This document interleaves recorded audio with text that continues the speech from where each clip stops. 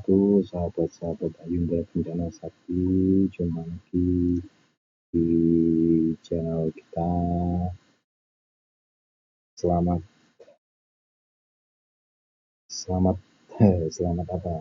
Selamat beraktivitas. Semoga tetap sehat dan tetap kuat menjalani hidup.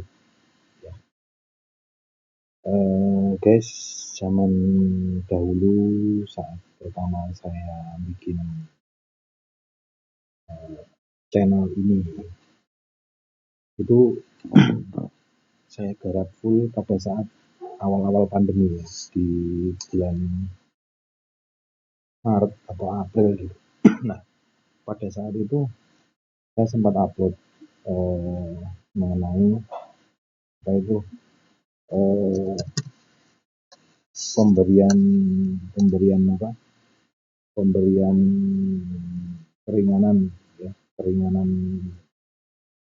leasing ya, keringanan pinjaman warga negara kepada pinjaman warga negara dari pemerintah, di mana pada pelaksanaannya itu pinjaman warga negara itu diawasi oleh OJK. Nah, pada waktu itu saya sempat upload video tentang OJK. Cuman waktu itu belum jelas bunyinya keringanan itu seperti apa. Ya, jadi malam ini saya akan sedikit mengulas supaya teman-teman yang lebih tahu dan lebih paham tentang apa itu kebijakan stimulus kebijakan OJK atau peraturan OJK tentang tentang pinjaman warga negara yang dipinjam di bank ataupun finance-nya. Sekarang malam ini kita bahas dulu secara global ya, yang statement yang dikeluarkan oleh OJK. Kita akan bahas secara berantai dan kita akan belajar supaya teman-teman yang paham itu bisa memberikan masukan untuk sudah dikeluarkan berbagai kebijakan baik dari Menko Perekonomian, Kementerian Keuangan, Gubernur BI dan OJK telah mengeluarkan kebijakan yang intinya kebijakan itu untuk memberikan ruang ekonomi Indonesia tidak terlalu kena dampak adanya coronavirus atau COVID-19. Perbankan sudah menganalisis, membuat kajian terkait sektor-sektor yang kemungkinan terdampak adanya COVID-19. Kita mendeteksi sektor-sektor tadi pariwisata, kemudian sektor-sektor akomodasi, ke manufaktur yang kemungkinan besar akan terdampak oleh virus COVID-19. Nah, hanya seperti ini sih videonya ya, hanya seperti ini. Makanya malam ini saya pengen Today's the day. Start something new. Pengen membahas secara detail supaya teman-teman yang tahu, yang paham itu bisa memberikan masukan di dalam kolom komentar. Nah, kita akan search POJK. Seperti apa sih keringanan POJK nomor 11 ya. Nomor 11 kalau nggak salah. Nomor 11 bulan 3 tahun 2020. Nah, kita klik ya guys. Nah, ini yang menjadikan dasar keringanan kredit dari warga negara. Nih. Waduh, kok ya guys, bentuknya download gini ya.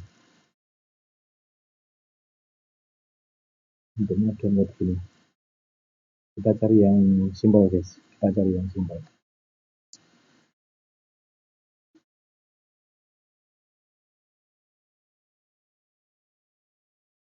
Kita cari yang simpel guys.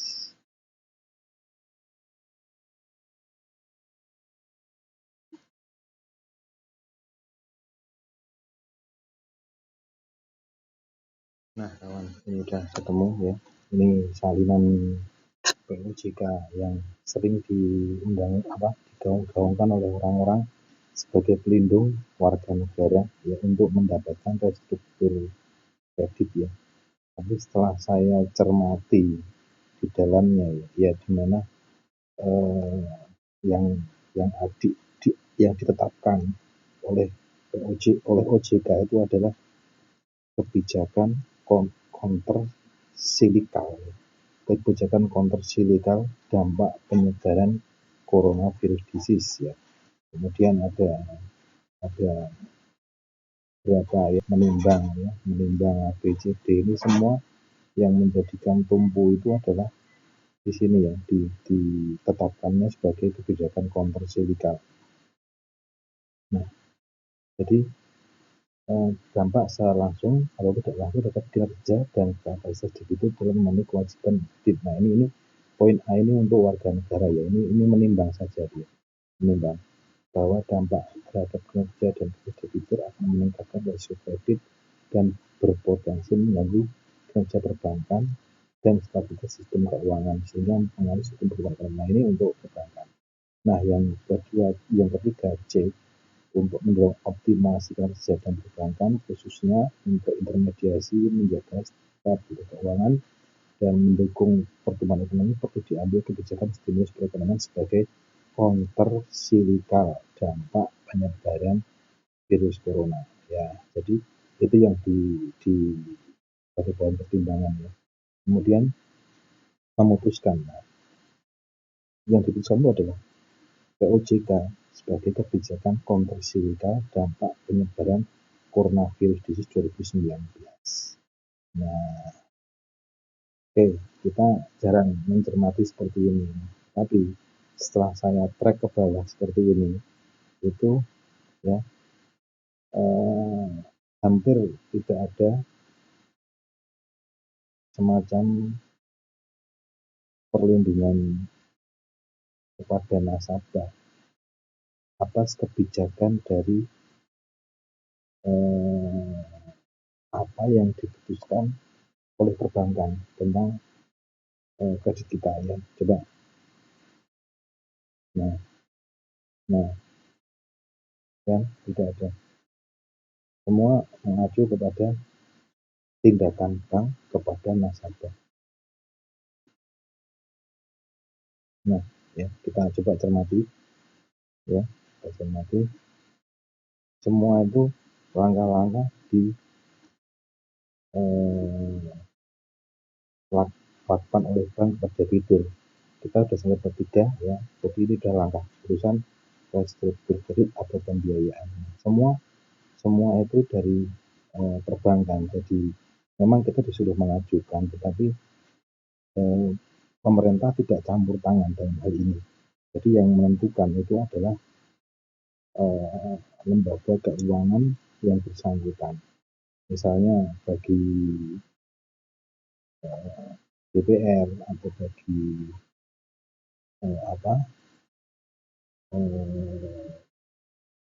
bank umum. Nah, itu semua diserahkan kepada mereka untuk memberikan penilaian kepada nasabahnya mana yang berat, mana tidak. Nah, yang amazing lagi di bab 4 nih, pemberian penyediaan dana baru. Tapi ini kita tidak tahu kan, hampir tidak mungkin bank memberikan poin 4 ini karena pasti mereka berasumsi bahwa BI checking kita rendah. Seperti itu. Padahal ada penetapan dalam POJK, tapi karena pasal-pasal ini kita tidak pernah tahu dan tidak pernah menggubris ya, maka kita sebagai warga negara itu lebih cenderung tahu dari teman, padahal penting kita mempelajari seperti ini ya. Bank yang melakukan penetapan kredit atau pembiayaan dan lain hanya berdasarkan ketentuan pemberian pokok dan atau bunga atau margin bagi hasil. Nah, seperti ini ya,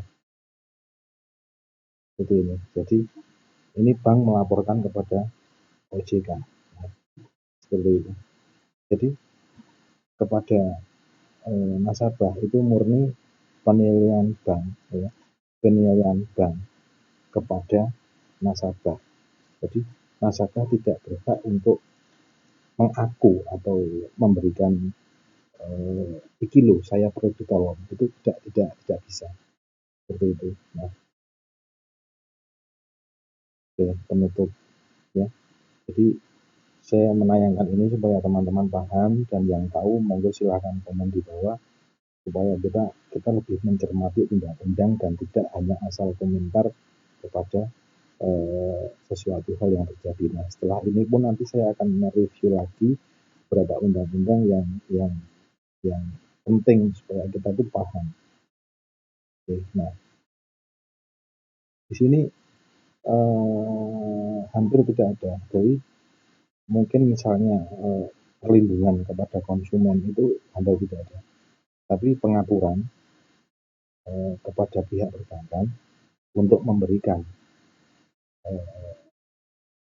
keringanan kepada warga negara. Seperti itu. Ini maaf kalau saya salah ya, karena ini kita hanya mengulas pasal, saya juga sedikit agak bodoh dalam hal ini, tapi semoga teman-teman yang lebih pintar bisa memaknai ya.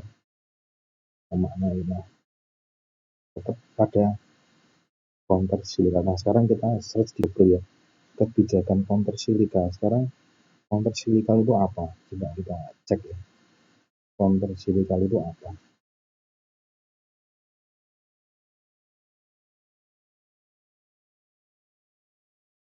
Countercyclical. Nah,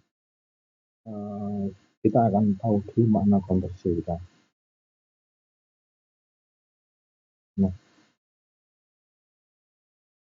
countercyclical itu artinya mengambil pendekatan sebaliknya, yaitu mengurangi pengeluaran dan menaikkan pajak selama ekonomi sedang booming, serta meningkatkan pengeluaran dan memangkas pemungutan pajak ketika dalam masa resesi. Nah, ini saya juga kurang paham. Mungkin teman-teman yang lain bisa komentar di bawah ya. Ini maksudnya ini countercyclical ini yang ditekankan oleh OJK pada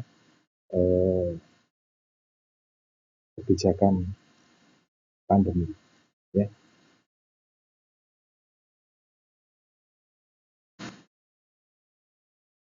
Nah, kawan, ini saya searching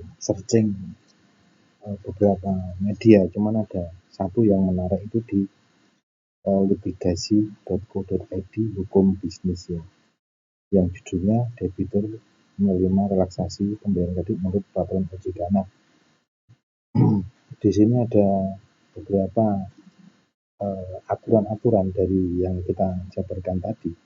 Itu memang masyarakat itu masih bingung ya. Saya sendiri tadi membaca peraturan OJK tadi juga bingung, makanya saya banyak searching di Google.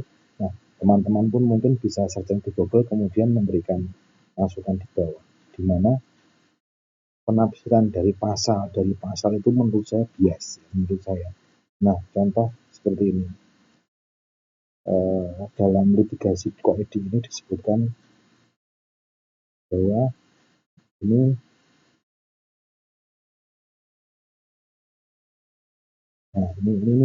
ada kebijakan penerapan kebutuhan aset, kemudian ada kebijakan restruktur kredit. Nah, kemudian restruktur apa? Restruktur itu ada penurunan suku bunga, perpanjangan jangka waktu kredit, pengurangan tunggakan bunga kredit, pengurangan tunjangan pokok kredit, tunggaan ya, bukan tunggangan malah, penambahan kualitas kredit. Tapi ini yang tak sebuah tadi, yang poin keempat yang tidak mungkin, atau bagi pada kecil tidak mungkin.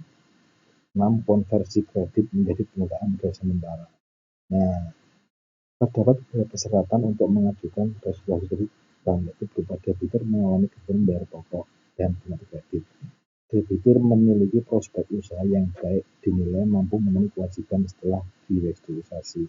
Nanti akan kita bahas 2 poin ini ya, setelah kita mengupload ini. Nah, di sini pasal yang paling rancu menurut halaman ini, dan menurut saya juga saya tadi mencari halaman yang sesuai dengan kata hati dan saya temukan. Di sini disebutkan ya, pasal 2 ayat 1. Bank dapat menerapkan kebijakan yang mendukung stimulus pertumbuhan ekonomi untuk debitur yang terkena dampak penyebaran coronavirus disease 2019 ya, termasuk debitur usaha makro, kecil dan menengah. Nah, di sini oleh para ahli di dalam halaman ini lembaga keuangan berbentuk bank sebagai lembaga yang dituntut ya, bla tadi 19 itu perintahnya tidak bersifat wajib memberikan kelonggaran kepada warga negara. Nah, di sini arti kata dapat. Nah, bank dapat menerapkan kebijakan. Artinya bank boleh tidak menerapkan dan bank boleh menerapkan dan boleh tidak menerapkan. Ya. Nah, saya juga tadi sempat bilang bahwa di OJK itu semua mengatur ke pihak bank, tidak ada yang melindungi warga negara. Nah, ya. Nah, semua lembaga keuangan itu dituntut untuk memberikan relaksasi atau keuangan bagi warga negara yang membutuhkan, yang tentu saja lancar ya. Kalau lancar, nanti kita simak pidato Bu Menteri pada bagian berikutnya, itu ada kolek 1, kolek 2, atau telat sebulan, telat 2 bulan, seperti itu. Ya, oke. Nah, di sini juga disebutkan ya, seperti ini. Jadi intinya semua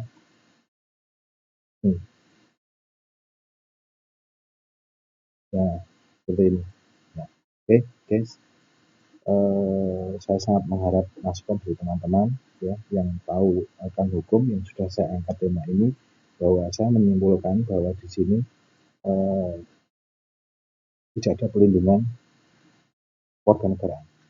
Ya, semua mengatur kepada bank untuk memberikan relaksasi. Di mana relaksasi itu menurut saya dalam membaca pasal dari pasal tadi adalah bank tidak boleh dan tidak dilarang. Jadi bisa melaksanakan, bisa tidak untuk relaksasi pada warga negara. Guys, terima kasih. Silakan teman-teman menyimak dan mari kita setelah ini 3 atau 4 konten ke depan kita akan diskusi masalah relaksasi kredit. Ya, oke. Terima kasih kawan-kawan. Semoga sehat selalu. Semoga selamat. Kenapa saya ungkap relaksasi kredit ini, karena di bidang transportasi pariwisata itu hutang itu nomor 1. Kita semua di situ hampir 90% pengusaha transportasi itu berhutang pada pihak perbankan. Dan mungkin imbasnya pada teman-teman juga yang punya motor, yang punya mobil. Nah, mungkin kita bisa belajar bersama. Kawan, terima kasih, tetap sehat, semangat, dan selalu menjadi orang yang baik. Assalamualaikum warahmatullahi wabarakatuh.